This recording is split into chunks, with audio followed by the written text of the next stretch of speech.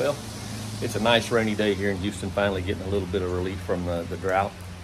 But it's a good excuse for me to take some time and change the oil on my wife's Macan right here. So I'm gonna go ahead and walk through that. I know there's a lot of videos out there about this, but I'm just gonna go ahead and record this because maybe it helps, maybe not. But anyway, here we go. So anytime you do this, obviously the first thing you gotta do is get the car up off the ground.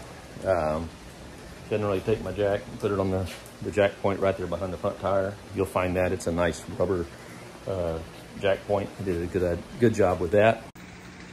Okay, then you come down under here, obviously jack stands up underneath the framework, the A-arm.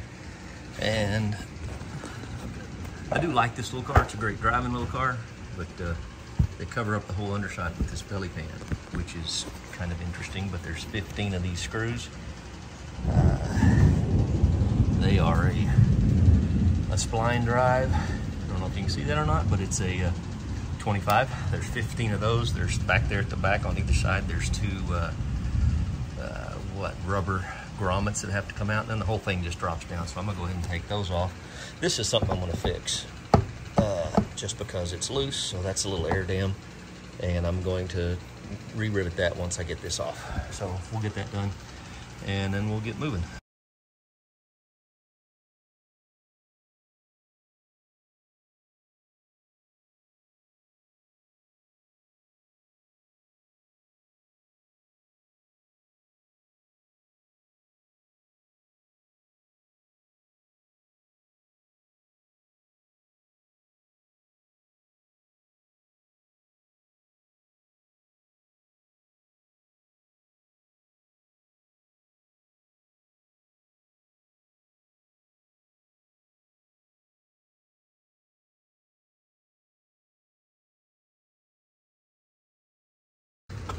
We got the pad down. What we want to do is look around here. Just kind of look underneath here and make sure there's no leaks. I check the boots over here, drive shaft, tie rods, all that. It's 70,000 miles, so it shouldn't have any issues. But just to make sure, looking around, can't hurt while we're here, right? Everything looks good there. Okay. Sorry for the shakiness, but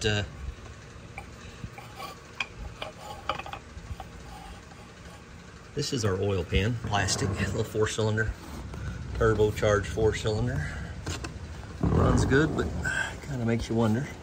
This is the oil plug, and we pull in that. On this car, the oil filter is actually up on top. So really, this is the only thing we gotta do is pull that and let the oil drain out. Other than that, it all looks pretty good under here. I don't see any major leaks. Everything looks good, so we'll go ahead and get the oil drained. Pull that plug, it's just a simple click. Now, one of the things that's probably pretty apparent here is I've replaced the original plastic drain plug with a brass one that I purchased from Pelican Parts.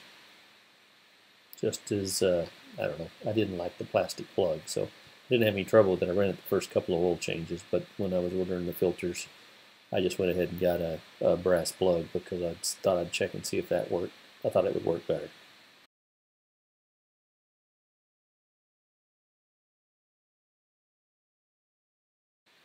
Wow, that's some dirty oil.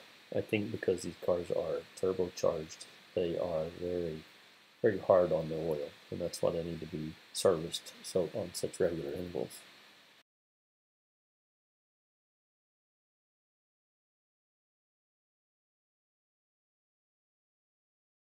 Anyway, while we let that drain, we can go ahead and go to the top side and pull the oil filter out and replace it.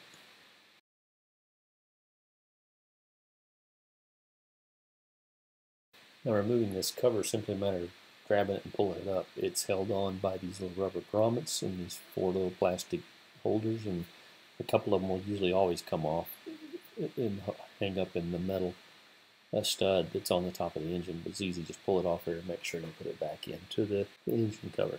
Now this oil filter is probably like a 31 millimeter, maybe a 32 millimeter, but it fits an 1.25 inch wrench just right. 1.25 inch wrench fits it just right anyway, so that's what I use. Of course, you can also use a Harley hammer or a crescent wrench for the rest of the oil. Now this plastic filter holder just spins right out. All the oil's usually drained out of it. It's not an issue.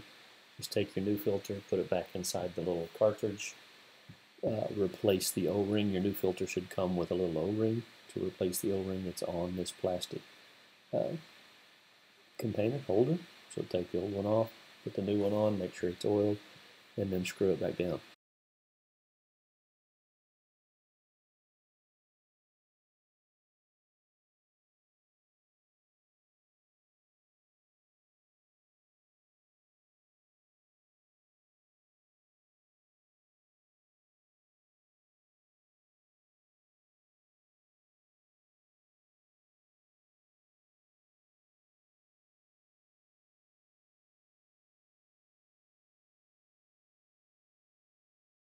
Now the torque specs on this thing call for like 25, 26 Newton meters, and I don't have a torque wrench that goes that low. Even my inch-pound's not quite going to go up that high, so I just torque it to where it's tight and make sure it doesn't leak.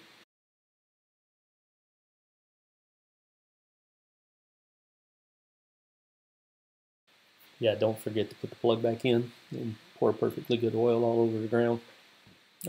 I have done that before, so take my advice. Put the plug back in.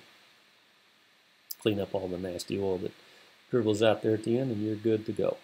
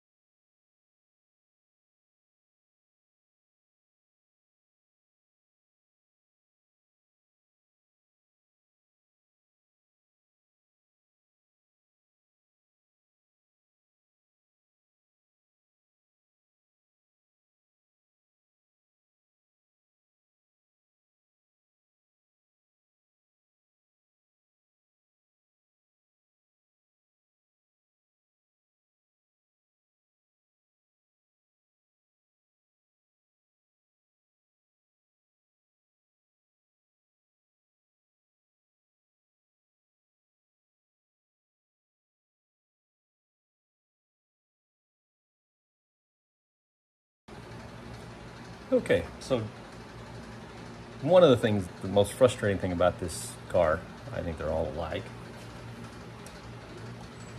It's pretty simple to change the oil filter, but there's no dipstick in this car. So what you have to do is you have to basically fill it up, about 4 quarts, don't fill it up, put about 4 quarts in it, and then start it up and let it warm up. Make sure nothing leaks, and then you have to drive it for a while, and I mean 15, 20 minutes, and then you go inside and you look at the electronic gauge, and it tells you if you're where the oil level is, and then you can pour in a little more. So you do not want to overfill this thing. So my general rule, and I've changed oil in this car a few times now, is put about 4 quarts in it, start it up, let it warm up, and then gradually just add oil till you get toward the top edge of their electronic gauge. It's a little bit frustrating and time consuming, but because they didn't give us a dipstick, and I'm sure that somewhere there's somebody that says you add 4.35 quarts into the thing, but I haven't found that yet. So anyway, I'm gonna go ahead and start it up, make sure it's not leaking here, make sure it's not leaking down below where the plug is, and then we're gonna take it for a little test drive. We'll go ahead and button up the bottom, then take it for a test drive. Again, one of the things that's frustrating. We'll get to the other thing here in just a minute. Now before I can put the lower pan back on it, I've got to replace the 2 rivets that have torn loose. So that's going to require a little bit of working before I can slap it back up under there.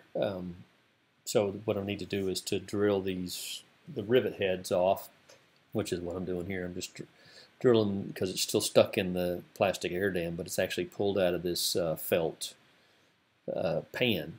So I'm going to drill the head off and then punch the rivet out and re-rivet it.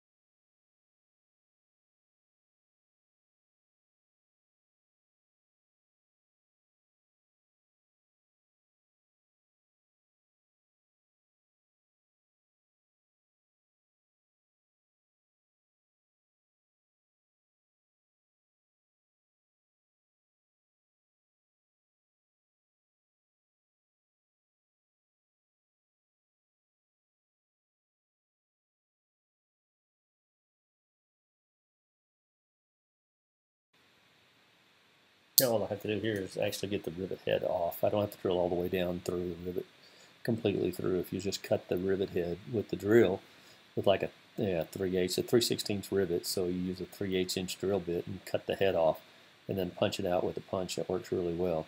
And then I'm just lucky enough to have collected a bunch of different tools over the years. This rivet gun is probably 40 years old, but I've used it all over and for all kinds of things. And just keep replenishing the rivets, so it makes it pretty simple. And since the back side of the felt or whatever this plastic piece is ripped out, the rivet's ripped out, I have to find a 3/16 hole washer to kind of slide over the rivet, and then it will grip the felt plastic on the back side. So that's what I'm doing here. I'm just putting a 3/16 washer with an internal hole of 3/16, just matches the rivet, and you can see it's about a 3/8 inch round, 1/2 inch round washer, and it grabs that and doesn't let it fall back through. And that's one down. All I have to do now is move over to the other side and do the other end. And this part is fixed.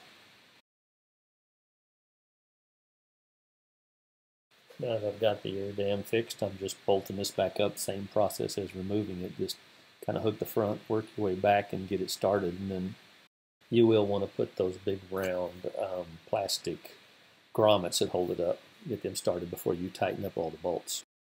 And just using the ratchet with the size 25 spline, just tighten it up all the way to the front, and it's done.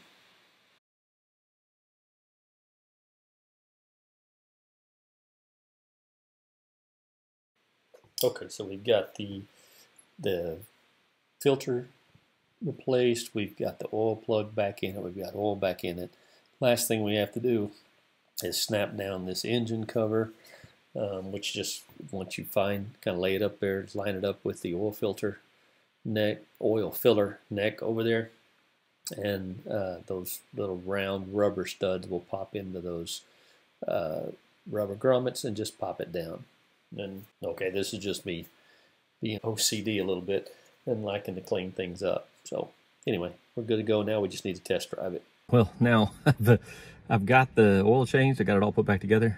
And now I want to point out the second real issue with changing the oil on this car as a DIY, do-it-yourselfer. The second biggest issue that there is, and I'm sitting in the car now, I'm gonna go ahead and start it up, and that is that there's no dipstick. I already talked about that. So you come inside the car. Now I'm gonna flip this camera around. Okay, now I've flipped this camera around, and it's kind of hard for you to see that, but there's the instrument panel. It's got oil pressure, but if we click that, it has a thing that says oil measurement, and it says current oil information is unavailable. I've got to drive this car a good 15-20 minutes and then come back and check this. So like I said, I put 4 quarts in it. This is where we are, okay, on that. That's one issue.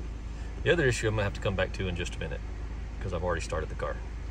So it's currently about 8 minutes till 1 o'clock according to the clock in the car, and we're gonna just start driving around the neighborhood here and get this thing where it's warm enough and the oil's been moved around enough that it actually starts reading that measurement. So a couple different things that I have read online, and I've had other Porsche owners tell me, is that you can't do this sitting in the garage, because the hood has to be closed, the doors have to be closed for it to sense that, you know, it's good to start resetting things.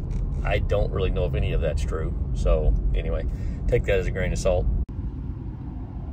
Okay, so I've been driving now for just about 15 minutes, and we get over here to the check engine oil, click enter, go down to oil measurements, and it still says oil level not found. So I'm going to try a couple of different things here. Okay, I'm going to number one, back out of this, turn the car off, open the door, shut the door,